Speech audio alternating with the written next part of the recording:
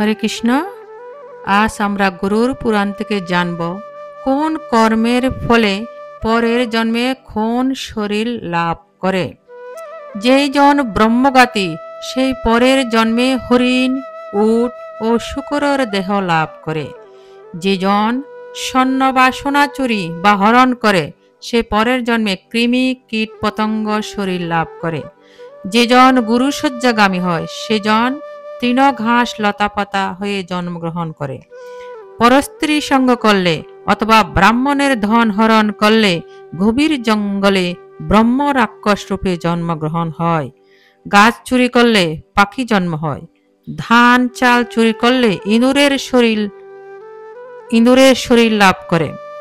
যান যেমন গাড়ি, রিক্সা, সাইকেল ইত্যাদি চুরি করলে উট শরীর লাভ করে। ফল চুরি করলে বানরের শরীর লাভ করে। ঘরের জিনিসপত্র চুরি করলে শূকর বা গৃহ জন্ম লাভ করে।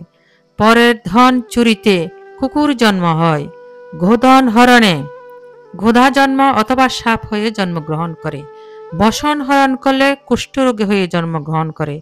মন্ত্রহীনের কাছে ভোজন করলে কাক জন্ম লাভ করে। যে নিজের পত্নীকে ত্যাগ দেয় সে বোবা হয়ে জন্মগ্রহণ করে।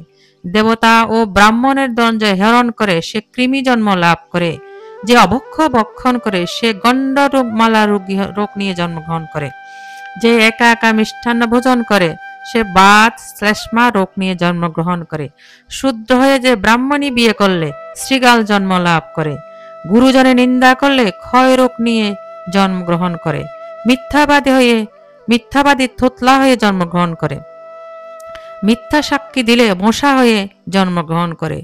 জল চুরি করলে চাতক পাতির দেহ বা শরীর লাভ করে। পুস্তক চুরি করলে অন্ধ হয়ে জন্মগ্রহণ করে। যে বিবাহতে বিঘ্ন ঘটায় সে প্রথমে ঠোঁট কাটা জন্ম লাভ করে এবং পরের জন্মে শূদ্রর ঘরে জন্ম নেয়।